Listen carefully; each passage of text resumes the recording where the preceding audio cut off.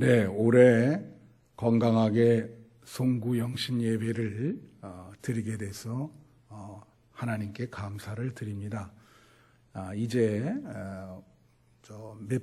몇십 분 후에는 2019년은 물러가고 대망의 2020년을 맞이하게 될 것입니다. 우리는 이러한 시간을 카이로스적인 시간이다, 이렇게 이야기를 합니다. 의미가 충만한 시간이요, 시간을 긴장하며 보내고 준비하는 때를 우리는 카이로스라, 그렇게 이야기를 합니다.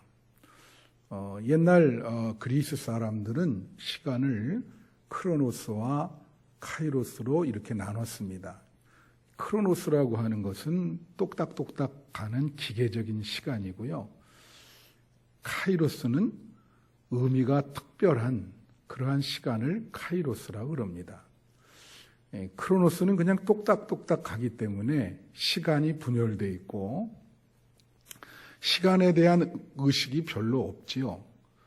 그러나 카이로스라고 하는 시간은 과거, 현재, 미래라고 하는 시간이 같이 이렇게 한 점으로 모아지는, 시간이 통합되는, 시간이 의미를 주는 그러한 시간이 바로 카이로스입니다.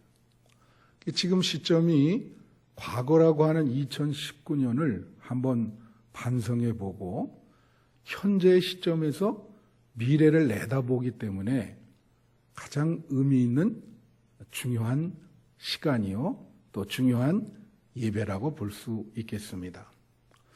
고대의 교부 아우구스티누스는 인간의 시간이 하나님으로부터 창조된 것이라고 이야기를 했습니다. 하나님의 시간은 영원입니다. 그래서 그거에는 과거, 현재, 미래가 없어요. 그냥 영원이에요. 그렇지만 인간의 시간은 과거, 현재, 미래로 분열됩니다. 그것이 바로 시간이 하나님에 의해서 창조된 것이다. 오늘 그 본문 말씀 빌립보서 3장 12절 14절에 보면 이런 말씀이 있습니다.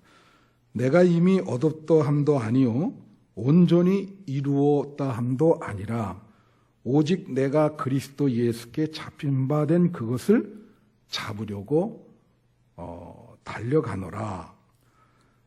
형제들아, 나는 아직 내가 잡은 줄로 여기지 아니하고 오직 한 일, 즉 뒤에 있는 것은 잊어버리고 앞에 있는 것을 잡으려고 표대를 향하여 그리스도 예수 안에서 하나님이 위에서 부르신 부르심의 상을 위하여 달려가노라. 오늘 이 사도 바울이 빌립보에서 이야기하는 이 본문 말씀은 바로 이 세모의 계절에 한 해를 보내고 새해를 맞이하는 이 송구 영신의 가장 중요한 말씀이 되겠습니다. 이 말씀에는 과거, 현재, 미래가 다 들어가 있어요. 뒤에 있는 것은 잊어버리고 또 내가 아직 잡은 줄로 여기지 아니하고 오직 표대를 향해서, 미래를 향해서 달려가노라. 여러분, 과거는 말이에요, 우리가 시간을 과거, 현재, 미래로 나누고 있는데요,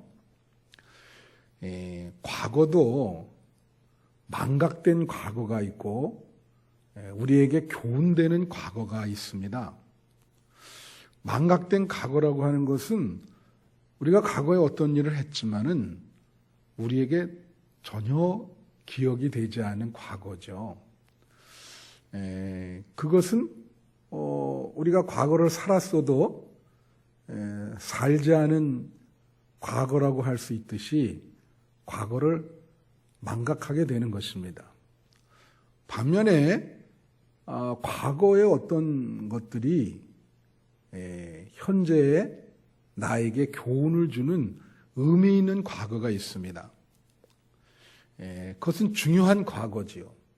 그래서 우리는 그러한 과거를 늘 생각하면서 현재의 판단을 하거나 행동을 할 때 그러한 교훈되는 과거의 경험을 근거로 해서 현재의 행동을 이어갈 때가 많습니다. 현재도 역시 그냥 크로노스처럼 뚝딱뚝딱 흘러가는 현재가 있고요. 아주 의미 있는 현재가 있습니다. 이 하이데거라고 하는 사람은 이 현재라고 하는 것을 어떤 기하학적인 점, 그렇게 이야기를 했어요. 이게 흘러가기 때문에 실체가 분명하지 않습니다. 그래서 하이데거는 의미 있는 현재가 되려면 행동하는 현재가 돼야 된다. 어떠한 행동을 지금 현재에 하고 있는가? 그게 현재에 중요하다고 하는 것이죠. 오늘 예배 드리는 여러분 현재에 어떤 행동을 하고 있습니까? 지금 예배를 드리고 있습니다. 새해를 준비하고 있습니다. 의미 있는 현재지요. 또 미래라고 하는 것도 두 개의 시간성이 있어요. 어떤 분들은 미래가 적당히 되겠지 그렇게 생각하는 미래가 있습니다. 미래를 전혀 의식을 안 해요. 그것은 현재의 영향을 결코 주지 못합니다. 근데 어떤 분들은 미래를 염두에 두고 현재를 삽니다. 그래서 미래를 앞당겨서 생각을 하죠. 미래를 앞당겨서 현재를 사는 것입니다. 2020년을 생각하면서 2020년을 어떻게 보내야 될까라고 하는 것을 생각하면서 현재 예배를 드리고 기도를 한다는 것이에요. 우리가 현재 어떻게 행동하고 사느냐에 따라 미래가 달라지겠죠. 미래를 앞당겨서 생각하는 것, 그것이 이제 중요한 미래인데요.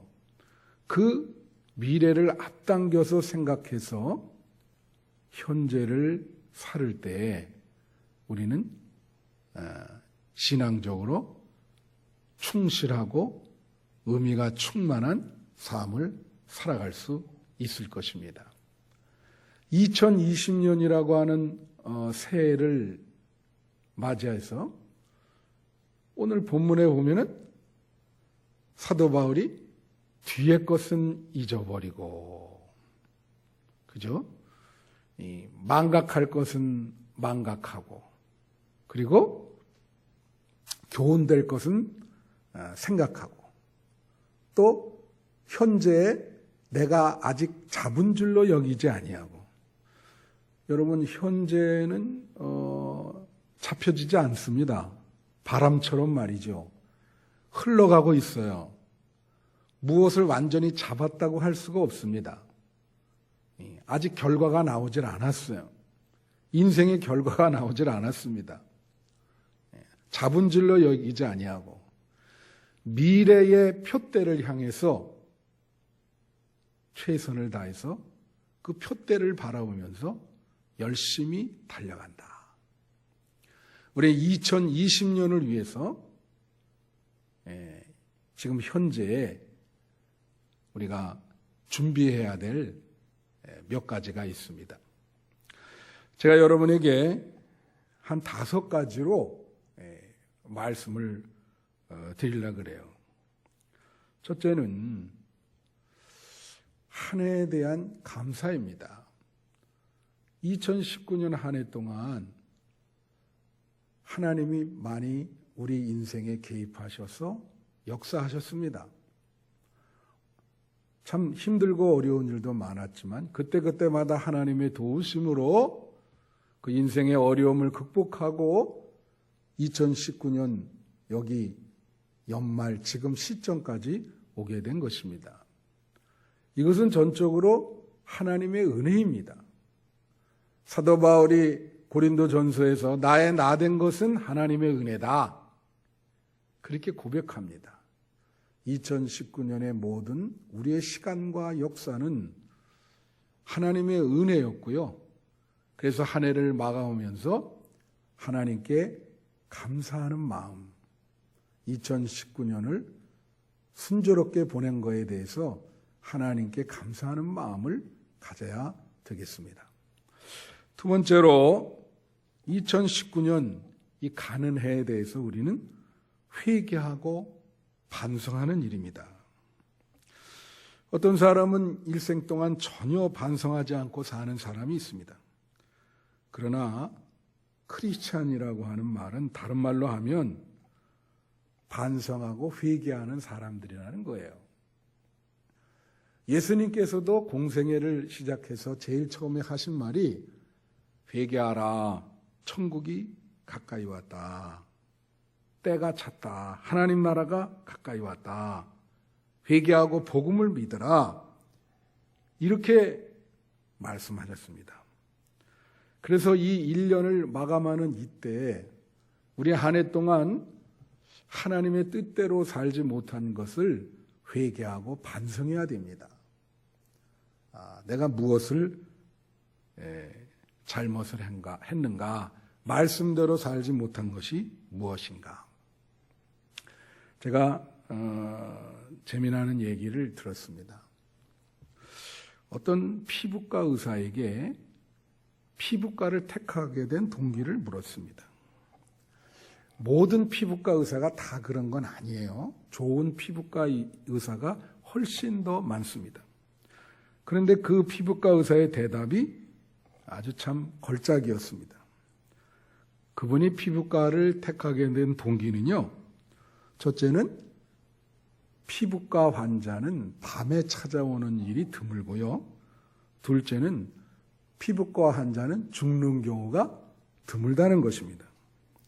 셋째는 피부병 환자는 완치되는 일이 거의 없다는 거예요. 그래서 밤에 찾아오지 않으니까 귀찮지 않고 또 죽지 않으니 위험성이 없고 그리고 완치되지 않으니 돈벌이가 아주 좋다는 것입니다. 다시 말하면 어떤 의사로서의 소명보다 위험이 없는 무사한 일과 무한한 자기 이익 때문에 피부과를 선택하게 됐다는 것이죠.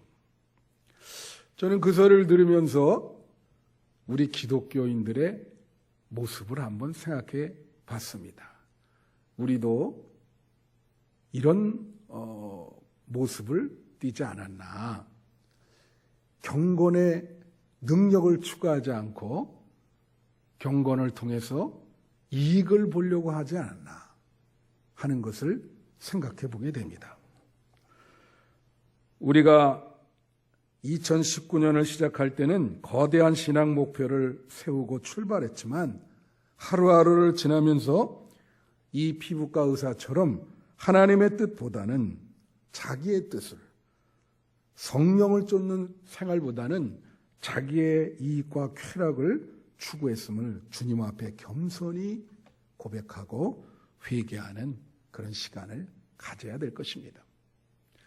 여러분, 한 해를 늘 마감할 때에 교수들이 투표를 통해서 한 해를 상징하는 고사성어를 택합니다. 올해 대한민국 대학교 교수들이 뽑은 고사성어는 공명지조라는 고사성어였어요. 근데 이게 참 재밌습니다. 공명지조라는 것은 무엇이냐면 어떤 머리가 둘 가진 그러한 사람인데 이 두 머리가 말이죠. 한 머리가 좋은 음식을, 좋은 열매를 늘 따먹어요. 그러니까 나머지 머리 하나 다른 머리가 몸통은 똑같은데 지금 한 몸통 속에 두 머리가 있는데 그 다른 머리가 좋은 열매만 따먹는 거에 대해서 질투가 났어요. 그래서 자기도 시도하다가 안 되니까 그만 독이 든 열매를 따먹고 둘 다 같이 한 몸통이니까 그냥 죽어버리는 그런 의미가 바로 공명지조입니다. 이건 뭘 뜻하죠? 한 몸이라는 건 결국은 한 운명 공동체라는 거예요. 한 운명 공동체가 서로 나뉘어서 서로 물어뜯는 그런 한 해를 보냈다고 하는 것이죠. 대한민국의 모습을 보면서 교수님들이 그런 고사성어를 선택하지 않았을까요?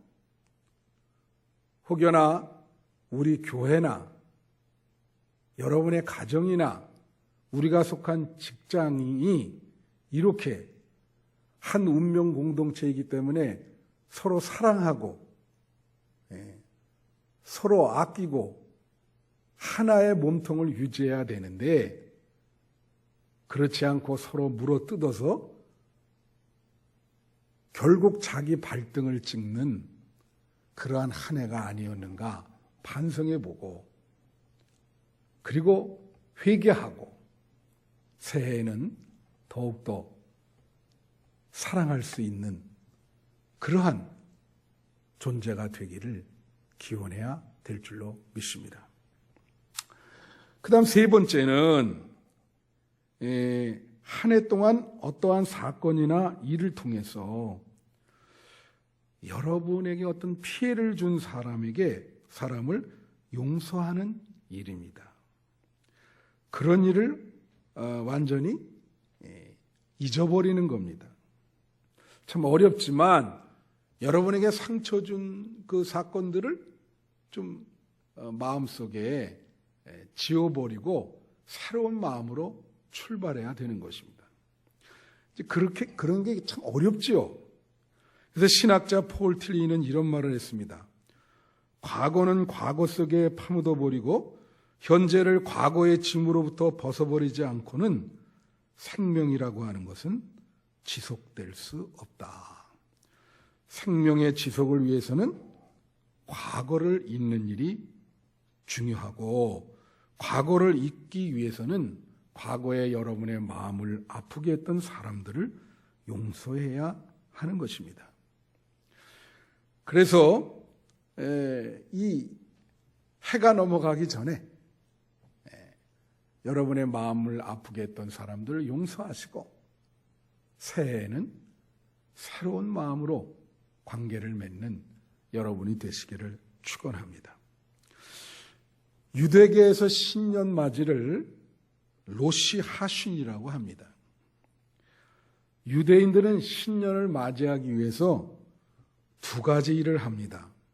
한 해는 한 해 동안 서로가 불편하게 지냈던 사람들을 찾아가서 모두 화해하는 것입니다. 또 다른 하나는 하루 종일 이제 새해가 오기 전날 하루 종일 성경 말씀을 읽는 일입니다. 그들이 그렇게 하는 이유는 새해를 맞이하기 위해서 묵은해를 말끔히 정리하고 깨끗한 마음으로 새해를 맞이하기 위해서인 것입니다. 여러분, 기독교에 있어서도 옳고 그름의 정의의 원리가 중요하지만 그것보다 더 중요한 것은 은혜와 용서의 원리입니다.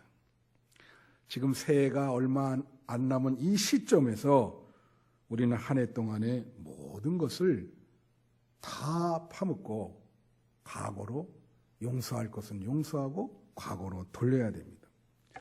재미있는 것은 신학자들이 뽑은 또 올해 2019년에 성경 기절이 있어요. 그 신학자들이 역시 또 모여서 그 뽑은 것인데 그 중에 1위가 성경 말씀 중에 내가 의인을 부르러 온 것이 아니라 죄인을 부르러 왔노라.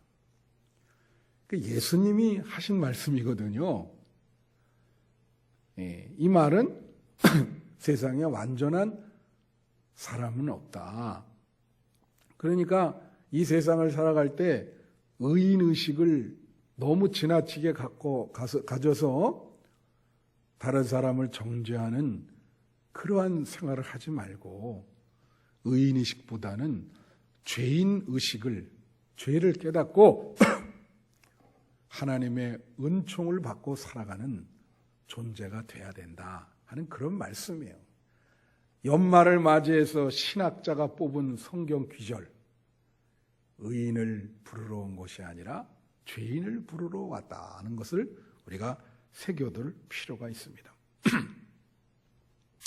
네 번째로 지금 시점에서 해야 될 일은 다가오는 새해에 대해서 소망과 희망을 갖는 일입니다. 통상적으로 새해를 맞는 두 가지 부정적인 태도가 있습니다. 하나는 맨네리즘과 타성화입니다. 사람들은 맨네리즘과 타성화에 쉽게 빠집니다. 그래서 이 사람들은 생각하기를 뭔가 새로운 거에 대한 기대가 없이 그냥 현실에 너무 안주하고 익숙해서 형식주의에 빠지고 내용보다는 겉을 더 중요시 여기고 모양새도 외모를 무슨 거룩한 척하면서 이렇게 타성화와 매너리즘에 빠지게 되죠. 그래서 이 매너리즘과 형식주의 이 타성화에서 벗어나야 되는데 새로운 것으로 모험적으로 나가야 되는데 그러질 못하고 있습니다. 그러니까 새해에도 역시 이 한 해 동안 지니고 왔던 잘못된 습관들 끊어버려야 되는데 끊어버리질 못해요. 새해에도 그런 잘못된 습관을 안고 가는 것입니다. 예수님이 바리새인들에게 제일 싫어하는 모습을 보았던 것이 바로 그거예요. 바리새인들의 모습은 바로 형식주의와 매너리즘과 타성화에 빠졌다고 하는 것이죠. 그런 분들은 새해에 대한 소망과 희망을 갖지를 못합니다. 여러분, 만약에 2019년에 우리가 잘못된 습관이 있다면 새해에는 그것을 끊어버리시고 새롭게 사는 여러분 되시기를 축원합니다. 또 어떤 잘못된 태도가 있냐면 어떤 분들은 냉소적인 태도를 취하는 분들이 있어요. 이것을 영어로 시니컬하다 그렇게 얘기합니다. 시니컬하다. 이런 사람들은 굉장히 비관적입니다. 그래서 이렇게 생각해요. 해 아래 무슨 새 것이 있는가? 새 것이 없다는 거죠. 역시 내년에도 마찬가지일 것이다. 여러분, 그렇지 않습니다. 이 새해에 어떤 일이 일어날지 우리는 알 수가 없어요. 여러분 개인의 역사와 가정의 역사와 우리의 공동체의 역사 속에서 새로운 일들이 일어날 것입니다. 예레미야 33장 1절부터 3절에 오면 하나님께서 이스라엘 백성에게 너희가 기도하면 내가 응답하겠고 내가 너희에게 크고 은밀한 일을 보이리라. 그렇게 말씀하십니다. 새해는 우리에게 크고 은밀한 일을 하나님께서 계시할 것이고 하늘의 복을 받는 원년이 될 것이고 내 인생이 변화되는 결정적인 해가 될 것입니다. 이제 새해가 2020년인데요. 이 2020년은 특별한 의미가 있습니다. 2020년이라고 하는 1년이라는 의미도 있고요. 2020년대, 우리가 100년을 센츄리라 그러고 10년을 디케이드라 그러거든요. 2020년은 2020년대에 진입하는 첫 해입니다. 2029년까지 이 10년에 대해서 여러분이 희망과 소망을 갖고 이 10년 동안 내 생애가 어떻게 전개가 될까? 그것을 위해 기도하시고 계획하시고 소망하는 그러한 시간이 되시기를 간절히 축원합니다. 성경에 보면은요, 이 소돔과 고모라 땅에 천사들이 와서 새로운 시간이 올 것이다 이야기를 할 때 롯의 사위들이 그것을 농담으로 여겼다. 그런 이야기가 있어요. 또 노아의 방주를 질 때 사람들이 노아가 이제 하나님이 새로운 시대를 예비하고 계시다 그렇게 말할 때 사람들은 노아를 비웃었습니다. 미래를 위해서 방주를 준비하는 노아를 비웃었다. 여러분, 우리는 새로운 시간이 다가오는 이 시기에 방주를 준비하는 노아처럼 우리는 믿음의 결단으로 새로움에 대한 기대와 소망을 가져야 될 것이고 2020년대를 앞당겨서 생각하고 그것을 위해서 현재에 성실하게 준비해야 될 줄로 믿습니다.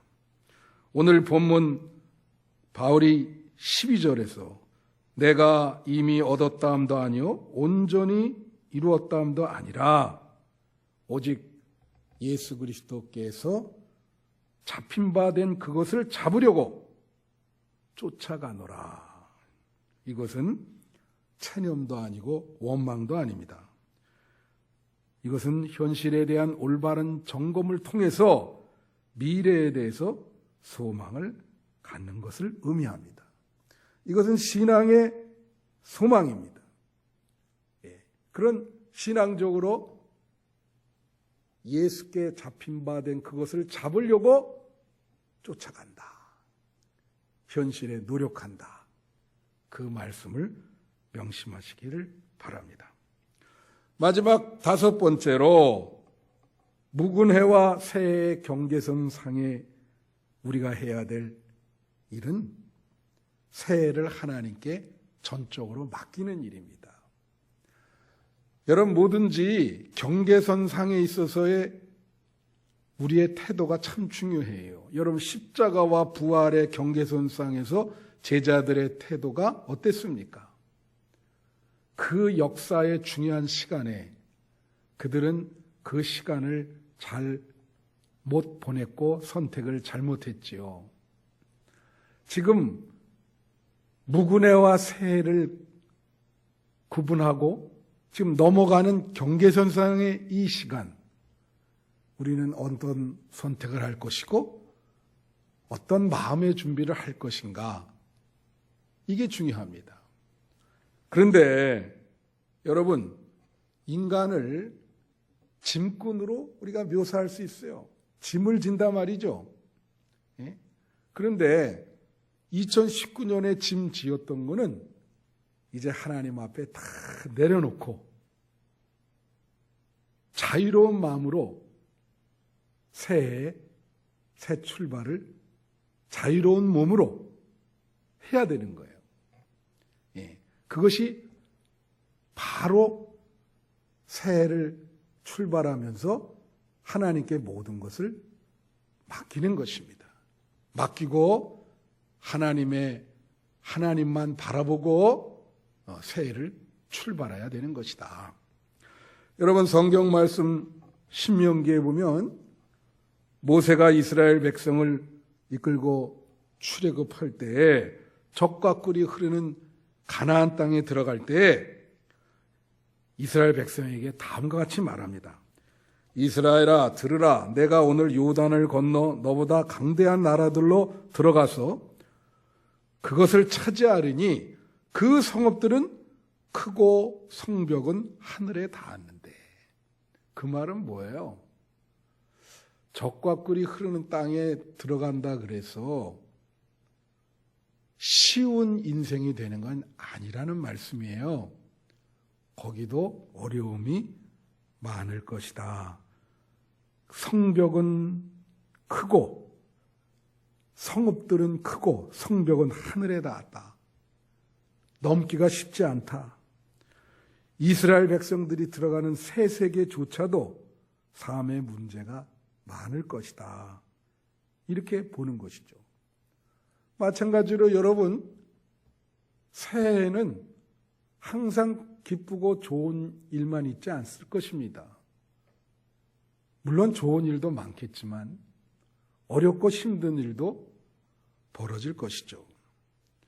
그래서 이렇게 삶의 문제가, 어려운 문제가 일어날 때 우리는 우리의 힘으로 참 해결하기 어려운데 그런 모든 것을 하나님께 맡기라고 하는 것이죠.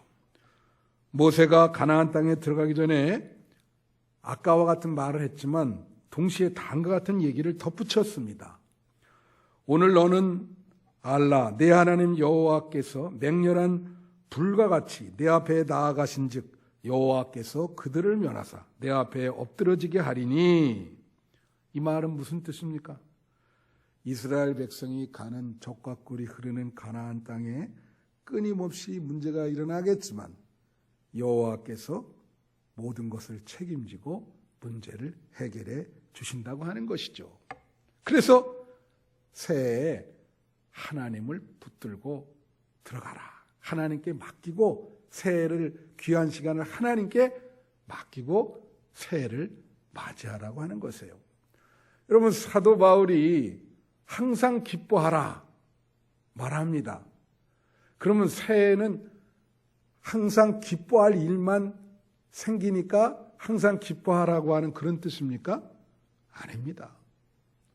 새해에는 항상 기뻐하는 일만 있지 않겠지요. 기뻐하는 일도 있고 슬퍼하는 일도 생기지만 하나님께 모든 것을 맡기고 자족하는 마음으로 어떠한 경우에든지 항상 기뻐하고 감사하라는 거예요. 여러분, 2020년도에도 믿음으로 승리하시기를 바랍니다. 항상 기뻐하시기를 바랍니다. 모든 것을 하나님께 맡기시기를 바랍니다. 새해에 하나님께서 우리의 앞길을 인도할 것입니다. 그래서 신년의 문턱에 서 있는 여러분, 새해를 위해서 어떤 등불을 준비한다거나 새해를 밝게 가기 위해서 어떤 촛불을 준비한다거나 그러지 마시고 오로지 새해를 하나님께 맡기고 그 하나님만 붙잡고 하나님이 이끄시는 대로 새해를 가시기를 바라요. 하나님 자체가 빛이시기 때문에 우리가 구태여 준비할 필요가 없습니다. 빛이신 하나님을 바라보면서 한 걸음 한 걸음 대망의 새해를 향해서 나아가는 여러분 되시기를 축원합니다. 기도하시겠습니다.